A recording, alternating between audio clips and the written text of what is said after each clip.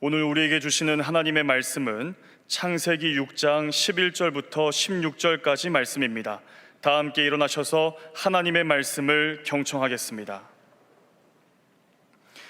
그때에 온 땅이 하나님 앞에 부패하여 포악함이 땅에 가득한지라.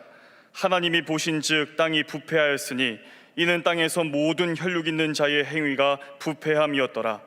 하나님이 노아에게 이르시되 모든 혈육 있는 자의 포악함이 땅에 가득함으로 그 끝날이 내 앞에 이르렀으니 내가 그들을 땅과 함께 멸하리라.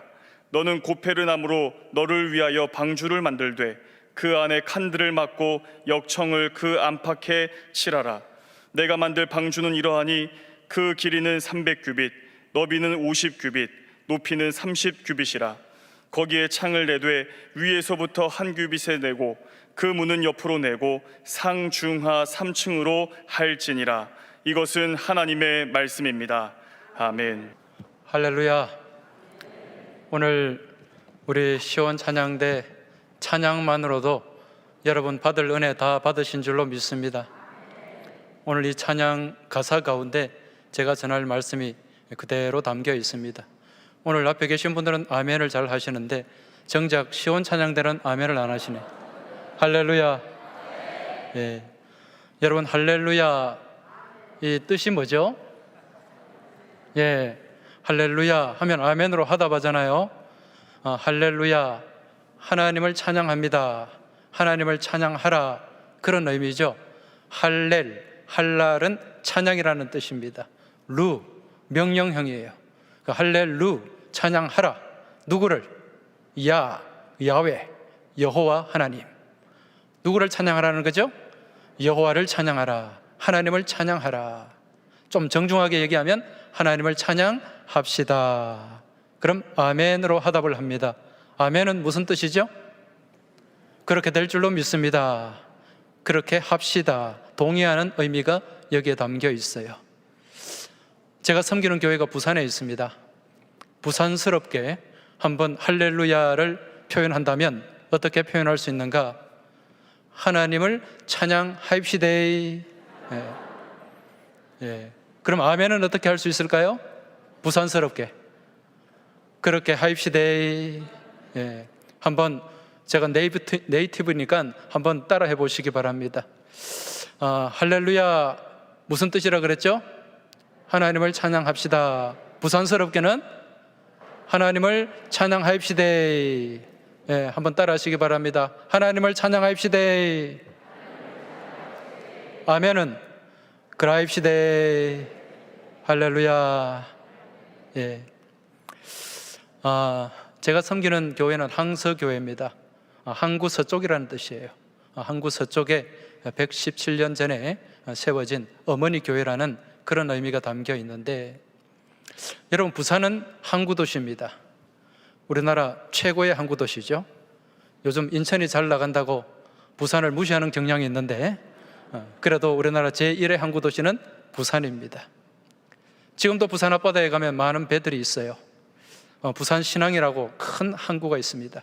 거기에 많은 컨테이너 화물을 실어 나르는 화물선도 있고, 그리고 자갈치에서 시작해서 태종대를 돌아서 오륙도를 갔다 오는 유람선도 있습니다.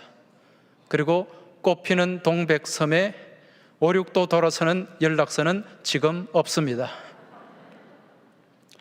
자, 이런 배들이 있는데 우리 동안교회를 만약 배라고 가정한다면 어떤 배로 표현을 할 수 있을까요?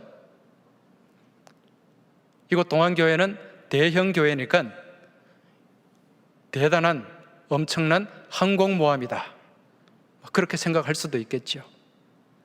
그리고 오늘 제가 1부 예배, 2부 예배를 드렸는데 아주 이 성령의 기름 부음이 있어요. 은혜가 있습니다. 3부 예배도 그러한 줄 믿습니다. 이처럼 성령의 기름 부음이 있는 우리 동안교회는 유조선이다. 우리 동안교회는 아주 즐겁고 기쁘고 또 교제가 가득한 크루즈선이다. 어떤 배가 해당이 될까요? 이 교회를 이 배로 가정을 한다면 크게 두 가지로 나눌 수가 있습니다. 첫 번째는 유람선과 같은 배가 있어요. 여러분, 유람선은 어떤 배입니까? 말 그대로 그 배에 타고 먹고 즐기고 같이 노는 것입니다. 이게 유람선이에요. 지금 한국 교회에 유람선과 같은 교회들이 많이 있습니다. 같이 즐기는 거예요. 전도하라고 전도회를 만들어 놨는데, 선교하라고 선교회를 만들어 놨는데, 그냥 전도와 선교회는 관심 없이 같이 즐기는 거죠. 노는 거죠. 이러한 유람선 교회와 비견되는 또 하나의 배가 있는데 바로 구조선입니다. 구조선과 같은 교회가 있는 거예요. 여러분, 구조선의 목적은 뭡니까? 사람을 살리는 거죠. 생명을 구하는 것입니다. 그래서 교회가 생명 구원에 관심을 가지고, 전도에 관심을 가지고 살리는 일에 집중하는 교회, 그러한 교회가 구조선 교회인 줄 믿습니다. 다시 한번 질문 드립니다. 그럼 우리 동안교회는 어떤 교회일까요? 지금까지도 구조선의 역할을 감당해 왔고, 앞으로도 계속해서 구조선의 역할을 감당하는 교회가 동안교회인 줄 믿고 축복합니다. 계속해서 그런 교회로 나아갈 수 있길 주의 이름으로 축원합니다. 오늘 읽은 창세기 말씀에 구조선이 등장합니다. 구원의 배가 등장해요. 그 배의 이름은 뭘까요? 방주죠. 노아의 방주입니다. 우리 동안교회가 이 시대에 이 지역의 구조선 교회로서 구조선의 역할을 감당하려면, 구원의 방주가 되려면 우리 교회가 어떻게 세워져야 될까? 여기에 대한 대답을 오늘 본문에서 말씀하고 있습니다. 오늘 본문의 말씀은 창세기 노아에 관한 이야기인데, 오늘 말씀 14절을 한번 보시기 바랍니다. 너는 고페르 나무로 너를 위하여 방주를 만들되 그 안에 칸들을 막고 역청을 그 안팎에 칠하라. 할렐루야. 아멘은 좀 크게 하시면 좋습니다. 할렐루야. 지금 이 말씀을 보면 방주의 재료를 말씀하고 있어요. 방주를 만든 재료가 무슨 나무입니까? 고페르 나무. 오늘 말씀의 제목입니다. 여러분, 이 고페르 나무가 어떤 나무일까요? 옛날 개역 성경을 보니까요, 이 고페르 나무를 잣나무로 번역을 합니다. 공동 번역 성경을 보니까 전나무로 번역을 했어요. 영어 성경을 봤더니 사이프러스로 번역이 되어 있습니다. 각각 다른 나무입니다. 어떤 나무가 진짜 고페르 나무일까요? 우리가 여기서 고페르 나무를 찾기 위해서는 이 나무의 종류에 집착을 해서는 안 됩니다. 이 고페르가 가지고 있는 의미에 집중을 해야 된다는 거죠. 그럼 이 고페르라는 말은 어떤 의미일까? 이 고페르는 히브리어로 고페르인데 히브리어 카파르라는 말에서 나왔어요. 이 카파르라는 말은 덮는다는 뜻이에요. 덮어준다, 감싸준다. 그럼 고페르 나무는 어떤 나무죠? 덮어주는 나무라고 할 수 있어요. 이 덮어주는 나무로 방주를 만들었는데, 그러한 고페르 나무로 만든 이 노아의 방주 안팎에 무엇을 칠했죠? 대답 좀 하시기 바랍니다. 무엇을 칠했습니까? 역청을 칠했습니다. 여러분, 역청이 뭐죠? 성경에 역청이 가끔 등장하잖아요. 역청 구덩이에 빠졌다 그러기도 하고, 출애굽기 2장에 보면 아기 모세를 나일강에 띄우면서 무슨 상자를 만들었습니까? 갈대 상자를 만들었어요. 갈대 상자를 만들고 거기에 무엇을 칠했다고 말씀합니까? 역청을 칠했다. 출애굽기 2장 3절에 보면 더 숨길 수 없게 되매 그를 위하여 갈대 상자를 가져다가 역청과 나무진을 칠하고 아기를 거기에 담아 나일강과 갈대 사이에 두고, 이렇게 말씀합니다. 왜 갈대 상자에 역청을 칠했을까요? 뭘 하기 위해서? 물이 들어오지 않게 하기 위해서, 방수를 하기 위해서. 그러면 이 역청은 무엇인가? 이 역청은 영어로 피치라고 번역이 됩니다. 피치. 다르게는 아스팔트. 아스팔트 피치 잘 아시잖아요. 끈끈한 점성이 있는 원유라고 생각을 하시면 됩니다. 이 중동 지방에는 원유가 땅에서 많이 올라오지 않습니까? 이런 아스팔트를 거기에 바른 거예요. 근데 왜 노아의 방주에 안팎에 역청을 발랐을까? 여러분, 재미있는 것은요, 이 역청은 이 고페르 나무, 고페르와 같은 음가를 가지고 있습니다. 고페르. 역청도 히브리어 성경에 보면 고페르라고 나와 있어요. 고페르가 무슨 뜻이라 그랬죠? 덮는다, 감싸준다. 그래서 이 방주는 덮는 나무로 이 역청을 덮은 거예요. 그 방주라는 공간은 어떤 공간이다? 덮어주는 공간이다. 감싸주는 공간이라는 거죠. 여러분, 이 구약의 사건은 신약을 예표하는 말씀입니다. 그럼 구약의 노아의 방주는 신약의 무엇을 예표할까요? 무엇을 나타내고 상징할까요? 대답 좀 하시기 바랍니다. 신약의 교회를 나타내는 거예요. 구원의 방주. 이 교회가 구원의 방주의 역할을 감당해야 된다는 거죠. 자, 그럼 오늘날 이 주의 몸된 교회가 이 구원의 방주의 역할을 감당하려면 교회에 무엇이 발라지고 무엇이 칠해져야 됩니까? 오늘 이 동안교회가 구조선의 역할을 감당하고 구원의 방주의 역할을 감당하면 이 교회에 무엇을 발라야 될까요? 역청? 울산 정육공장에 가서 원유를 좀 얻어다가 안팎으로 발라야 됩니까? 그건 아니겠죠. 여러분, 이 코페르, 발라준다, 덮어준다, 그런 의미인데, 이 코페르와 같은 어원을 가진 단어, 아까 제가 카파르라 그랬어요. 이 카파르를 성경에서 어떻게 번역하는가? 속죄라는 단어로 번역을 합니다.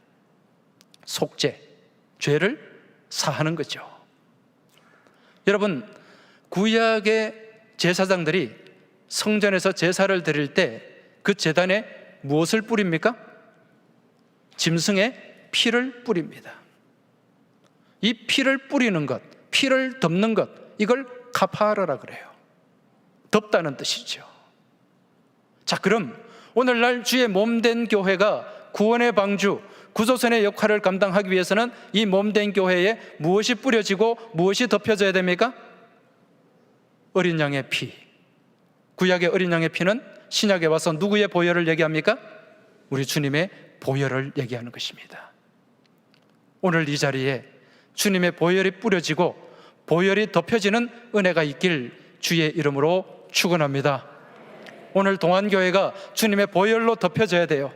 오늘 이 예배 자리에 주님의 보혈이 뿌려지고 오늘 이 예배에 참석한 우리 모든 동안의 식구들 심령마다 가슴마다 주님의 보혈이 뿌려질 때, 덮여질 때 속죄함의 은혜와 더불어서 구원의 은총이 우리 가운데 임하게 될 줄 믿습니다. 이 자리에 계신 모든 믿음의 교우들, 주님의 보혈을 사모하시기 바랍니다. 보혈의 은혜를 사모하시고 보혈의 능력을 사모하시기 바랍니다. 그래야 할 때 보혈의 은총이 우리 가운데 임해지고 우리 가운데 덮어줌의 은혜, 코페르의 은총이 충만하게 나타나게 될 줄 믿습니다. 여러분, 보혈의 능력을 믿으십니까? 보혈의 은혜를 믿으십니까? 그럼 찬송하시기 바랍니다. 주의 보혈 능력이 또다, 주의 피 믿으오. 주의 보혈 그 어린 양의 매우 귀중한 피로다. 우리 가슴에 손을 얹고 주의 보혈, 주의 보혈 능력이 또다, 주의 피 믿으오. 주의 보혈 그 어린 양의 매우 귀중한 소중한 피로다. 할렐루야. 보혈의 능력을 사모하고 보혈의 은혜를 사모하는 가운데 우리 주님의 덮여주심의 은총이 충만한 우리 복된 교회, 또 우리 동안의 식구들의 심령이 되시길 주의 이름으로 축원합니다. 자, 우리가 지금 이러한 보혈의 은총으로 이 자리에 나올 수 있었어요. 주님께서 우리의 모든 죄와 허물을 덮어주셨기 때문에 우리가 주의 자녀, 주의 백성이 되었습니다. 자, 그렇다면 우리가 이러한 은총을 입은 하나님의 백성으로서 이제 어떤 삶을 살아야 되는가? 이게 중요하겠죠. 우리가 어떤 삶을 살아야 될까요? 창세기 말씀 한번 보시기 바랍니다. 창세기 9장 말씀을 한번 보겠습니다. 9장 20절에서 23절까지 말씀, 우리 이 말씀 같이 한번 읽어볼까요? 노아가 농사를 시작하여 포도나무를 심었더니 포도주를 마시고 취하여 그 장막 안에 벌거벗은지라. 가나안의 아버지 함이 그의 아버지 핫체를 보고 밖으로 나가서 그의 두 형제에게 알림해 셈과 야벳이 옷을 가져다가 자기들의 어깨에 메고 뒷걸음쳐 들어가서 그들의 아버지의 하체를 덮었으며 그들이 얼굴을 돌이키고 그들의 아버지의 하체를 보지 아니하였더라. 할렐루야. 여러분, 이 얘기가 무슨 얘기입니까? 이제 노아 홍수 사건이 지난 후에 이 노아 할아버지가 포도농사를 짓게 됩니다. 포도농사를 이제 포도 열매를 거두어서 포도주를 담게 돼요. 포도주를 담궈서 이 노아 할아버지가 이 포도주를 잔뜩 마시고 취하게 됩니다. 이 어른이 술을 드시면 좀 주벽이 있었던 것 같습니다. 날이 많이 더웠는지 자신의 장막 안에 만취가 되어가지고 옷을 훌렁 벗고 벌거벗은 채로 그렇게 누워서 잠이 들었습니다. 이걸 누가 봤습니까? 함이 보게 됩니다. 셈, 함, 야벳 중에 함이 보게 돼요. 그걸 본 함이 어떻게 행동했습니까? 형제들에게 얘기합니다. 이것 봐, 지금 드디어 우리 아버지가 노망이 왔나 봐. 지금 술을 잡숫고 그것도 장막 안에 훌러덩 옷을 벗고 그렇게 골아 떨어져 있는데 당신들도 한번 가서 보라고. 그러면서 이 아버지의 부끄러움, 허물을 형제들에게 알리고 온 사방에 속된 말로 까발렸습니다. 여기에 반해서 다른 두 아들 셈과 야벳은 어떤 태도를 보여줍니까? 그 아버지의 허물을 그걸 들춰내고 같이 알리는데 동조를 했습니까? 그렇지 않죠. 오늘 말씀해 보니까 옷을 가져다가 그 장막에 어떻게 들어갔습니까? 뒷걸음 쳐서 들어갔어요. 뒷걸음 쳐서 아버지의 그 흉과 허물을 보지 않기 위해서. 그리고 그 옷으로 아버지를 덮어 주었습니다. 감싸준 거죠. 완전히 이 함과는 다른 태도, 다른 모습을 보여주었습니다. 덮어주는 그 사랑을 나타내 보여준 것입니다. 나중에 결과가 어떻게 됩니까? 이 노아 할아버지가 술에서 깨고 난 뒤에 그 사실을 알게 됩니다. 아버지의 그 흉과 허물 온 사방에 퍼뜨리고 알리고 까발렸던 이 함은 저주를 받게 됩니다. 그 형제들의 종이 되었죠. 그런데 아버지의 그 흉과 허물을 덮어주었던 이 셈과 야벳은 엄청난 축복을 받게 됩니다. 그리고 창대하게 되는 복을 얻게 됩니다. 이게 덮어줌의 은혜, 코페르의 축복인 줄 믿으시기 바랍니다. 이걸 보면서 이제 노아의 방주를 타고 이 믿음의 항해를 하는 우리 믿음의 백성들은 어떤 삶을 살아야 되는가? 여러분, 어떤 삶을 살아야 될까요? 막 교우들의 허물과 형제들의 부족함과 또 내 주변의 사람들의 그런 좋지 못한 모습들을 사방에 알리고 까발리고 뒷담화하며 그렇게 살아야 되겠습니까? 아니면 그것을 감싸주고 덮어줘야 되겠습니까? 우리 동안교회는 덮어주고 감싸주는 코페르의 은혜가 있는 교회인 줄로 믿습니다. 여러분, 사람들은요 다 허물이 있어요. 부족함이 있습니다. 의인은 없습니다. 오직 우리 주님이 의롭다고 불러주시니까 우리가 의인인 거예요. 여러분, 우리 교우들의, 우리 형제들의, 우리 이웃들의 그런 흉과 허물과 부족함을 보면서 여기저기 막 그렇게 알리고 소문내고 까발리지 마시기 바랍니다. 내가 보혈의 은총으로 덮임을 받은 존재이기 때문에 우리 또한 덮어주어야 됩니다. 덮어주고 감싸주고 안아줄 때 그러한 은혜가 우리 가운데 나타나고 계속해서 이어지게 될 줄 믿습니다. 이게 구원의 방주에 타고 있는 백성들, 구원의 선원들, 구원의 승객들이 보여줘야 할 믿음의 모습이라는 것입니다. 이제 또 이 방주가 가지고 있는 또 다른 특징 하나가 있어요. 그게 무엇인가? 오늘 말씀 16절 말씀을 보시면 거기에 창을 내되 위에서부터 한 규빗에 내고 이렇게 말씀하고 있습니다. 자, 창문을 내라고 말씀하고 있어요. 창문. 이 창문을 어디에 내라고 말씀하고 있죠? 방주에 옆입니까? 위입니까? 위로 내라고 말씀하죠. 사람이 출입하는 문은 옆으로 내고 창문 위에서부터 한 규빗, 45cm밖에 되지 않아요. 한 규빗은. 그러니까 천장에 창문을 만들라는 거죠. 여러분, 대개 배를 만들거나 집을 지을 때 창문은 어디에 만듭니까? 위입니까? 옆입니까? 옆으로 내잖아요. 그래서 바깥에 상황도 보고 경치도 보게 됩니다. 그런데 방주는 위에 창문을 만들었어요. 이유가 뭘까요? 방주를 타고 있는 구원의 백성들은 어디를 봐야 된다? 위를 봐야 된다. 옆을 보고 세상을 보고 사람을 보지 말라는 거예요. 위를 보면 누가 보입니까? 우리 하나님이 보이고 우리 주님을 보게 되는 줄 믿으시기 바랍니다. 이게 방주를 타고 가는 믿음의 백성, 믿음의 자녀들이 가져야 될 시선입니다. 그래서 사도 바울도 골로새서 3장 1절 2절에서 이렇게 말씀하고 있어요. 그러므로 너희가 그리스도와 함께 다시 살리심을 받았으면 위의 것을 찾으라. 거기는 그리스도께서 하나님 우편에 앉아 계시느니라. 위의 것을 생각하고 땅의 것을 생각하지 말라. 할렐루야. 우리가 어디를 봐야 됩니까?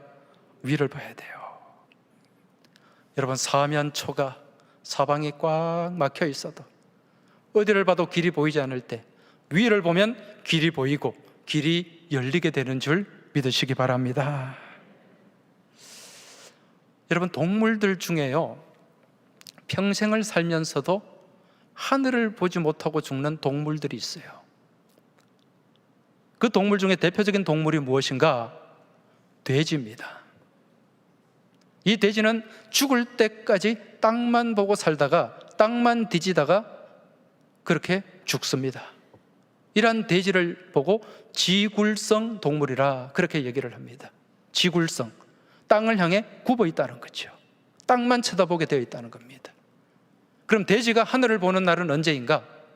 죽을 때, 뒤집어져서 배가 갈라질 때 하늘을 보게 됩니다. 그리고 아, 하늘이 있었네, 그리고 죽게 된다는 거죠. 우리 인생들 가운데도 지굴성 인생이 있습니다. 평생을 살면서 하늘을 보지 못하는 거예요. 어디만 보며 삽니까? 땅만 보면서, 땅의 것만 찾으면서, 땅의 것만 뒤지면서 땅이 전부인 줄 알고 그렇게 사는 인생들이 많이 있다는 것입니다. 그리고 마지막에 죽을 때 아, 하늘이 있었네, 천국이 있었네, 하나님이 계셨네, 이걸 깨닫게 된다는 거죠. 그러면서 껄껄껄 하는 거예요. 좋아서 껄껄껄이 아니라 그때 내가 예수 믿을 걸, 그때 내가 교회에 충성할 걸, 이렇게 끌끌끌 하다가 인생을 마감하는 지굴성 인생들이 있다는 것입니다. 지금 여러분들은 어디를 향한 시선을 가지고 계십니까? 우리 하나님을 믿는다고 하면서 여전히 땅의 것을 바라보고 땅의 것을 찾고 땅의 것을 구하고 있지는 않습니까? 하늘을 바라보시기 바랍니다. 위를 바라보시기 바랍니다. 주님을 바라보시기 바랍니다. 그래야 할 때 인생에 답이 있는 줄 믿으시기 바랍니다.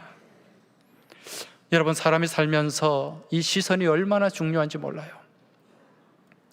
민수기 13장에 보면은 우리가 잘 아는 사건이 있는데, 이스라엘 백성들이 모세와 함께 출애굽을 해서 1년쯤 지났을 때 가데스 바네아라고 하는 곳에 도착하게 됩니다. 여기서 모세가 각 지파별로 한 명씩 정탐꾼을 뽑게 됩니다.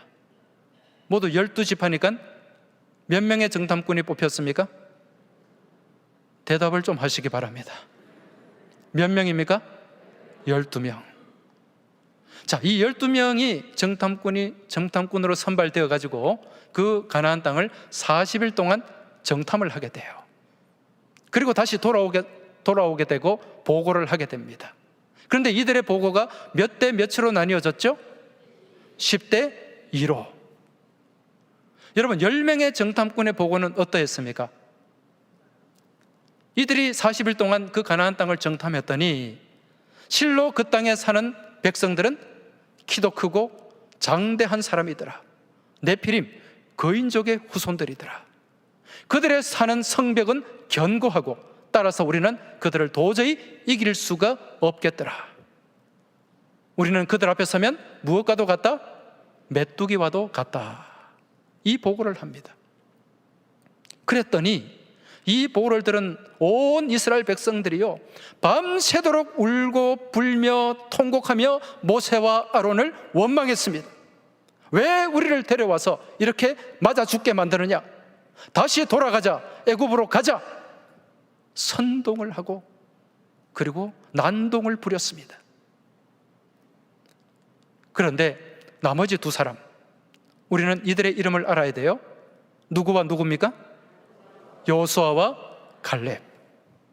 이들의 보고는 달랐어요. 지금 부정적인 보고, 그곳에 들어갈 수 없다는 이 보고를 한 이 10명의 보고에 붕괴한 여호수아와 갈렙이 자기들의 옷을 찢었어요. 그러면서 말합니다. 그곳은 실로 젖과 꿀이 흐르는 땅이더라. 하나님께서 말씀하신 그 땅이 맞더라. 그 땅에 있는 백성들이, 그들의 성읍은 견고하고 그들은 강대할지라도 하나님이 우리와 함께 하시면 우리는 그들을 능히 이길 수 있다. 그들은 우리의 무엇이다? 밥이다. 우리의 먹이다. 이런 보고를 했어요. 여러분, 똑같은 장소입니다. 40일 동안 똑같은 기간을 이들이 보고 왔어요. 그런데 보고는 달라지게 됩니다. 무엇이 달라졌습니까? 무엇이 달라서 그래요? 그들이 바라보는 시선이 달랐던 것입니다. 10명의 정탐꾼들은 무엇을 보았는가? 땅을 보았어요. 사람들을 보았어요. 그러니까 자신이 없는 거죠. 도저히 승산이 없는 것입니다. 그래서 이길 수 없다는 보고를 했습니다. 그런데 여호수아와 갈렙은 무엇을 보았습니까? 그 땅과 함께 하시는 하나님을 보신 거예요. 하나님을 바라보고 하늘을 바라보고 생명의 시선으로 바라보았던 것입니다. 결국 그 땅의 주인은 누가 됩니까? 부정적인 보고를 했던, 도저히 우리 땅에 될 수 없다고 보고했던 그 10명의 정탐꾼과 그들에게 동조하고 합세했던 그 온 백성들 한 명도 가나안 땅에 들어가지 못했습니다. 그런데 누구와 누구? 여호수아와 갈렙은 그 땅을 소유하게 됩니다. 그 땅의 주인이 되게 됩니다. 여러분, 이 바라보는 시선에 따라서 인생이 통째로 달라지게 된 줄 믿으시기 바랍니다. 오늘 우리의 시선은 어디를 향해야 될까요?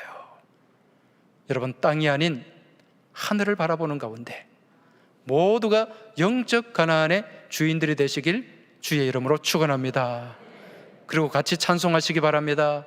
길이 살겠네, 나 길이 살겠네, 저 생명신의 가에 살겠네. 길이 살겠네, 나 길이 살겠네, 저 생명신의 가에 살겠네.